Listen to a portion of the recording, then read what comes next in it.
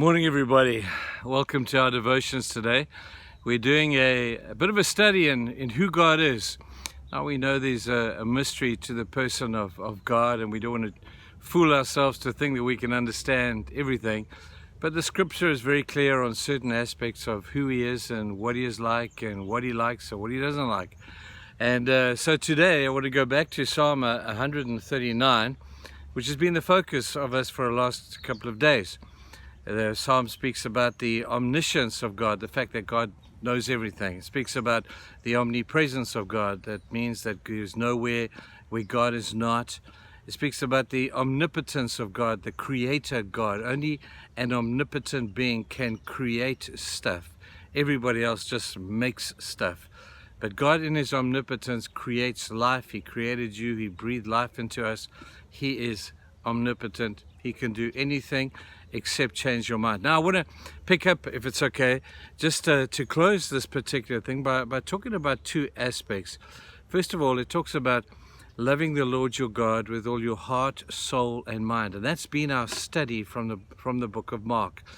Now, loving the Lord your God with all your heart is loving Him from the seat of your emotion, with all your soul is your conviction, and your mind is that which you think about. It's that out of your mind you do. So what you think is actually a vitally important thing. Now, I saw a thing a while back. I saw a billboard on the side of the road. It was after a horrific incident where a soldier took his rifle and he shot a whole bunch of people that were in the army with him. And it was a tragic thing. And all it had on this billboard was a picture of this man, this soldier, and it just said, "What was on his mind?" Big question mark. It's actually a good question. What was on his mind that he would do such a horrendous thing? What is on his mind that he would betray the nation and he would kill soldiers from his own army? What was on this guy's mind? And the whole thesis was that what you do comes from what you think. Now, that is true.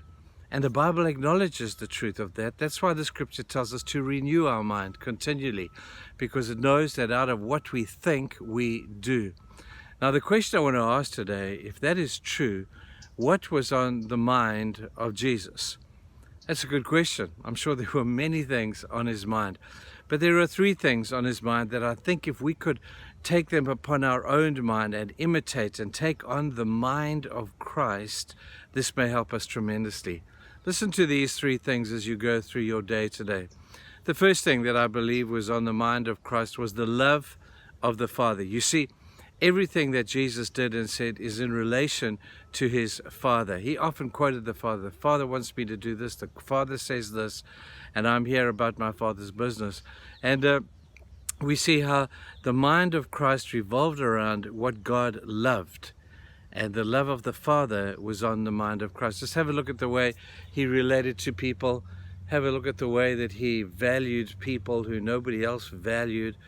And the people would have looked at Jesus and said, "Jesus, what's on your mind that you would value such people that we reject or we don't want to talk about?" You see, they didn't know that on the mind of Christ was the love of the Father. When we see people around us, when we see people that maybe we don't like, maybe we don't naturally drawn toward them, wouldn't it be amazing if we had put on the mind of Christ and said, to love those people, I need to do that because that was on the mind of Jesus, the love of the Father. Not just for Himself, but for mankind, this messed up group of people.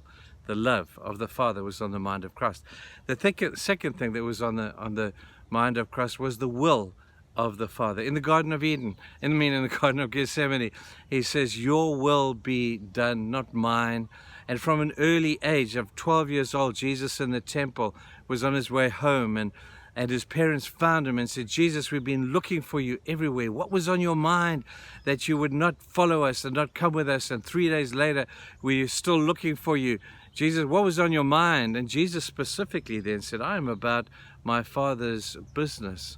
On my mind is the will of the Father." Now today, we need to contemplate that as well. What is the will of God? If you want to know, you need to ask Him, because He has a will for you.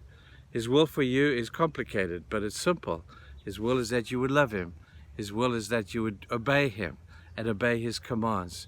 The will of the Father was on the mind of Christ. The third thing that was on the mind of Jesus was the glory of the Father. In today's age, we tend to live for our own glory. We tend to want people to say, hey, what a cool guy, what a cool lady, and we live for our own glory. And even if we don't acknowledge it, something inside of us says our glory is important.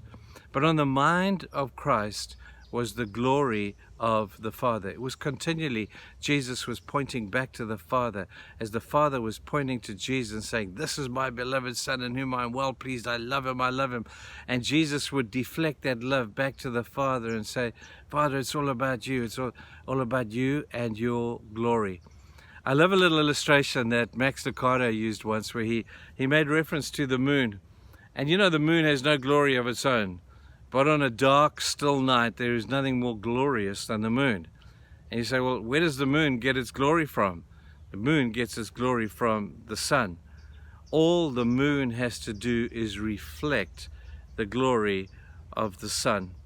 And when the moon reflects it, he's the happiest moon in the world. He's not competing with anybody. He's just delighted to reflect and to revel in the glory of God. So the glory of the sun, and in our context, we would revel in the glory of God. I hope that helps you today. Have a great day, guys. Bye now.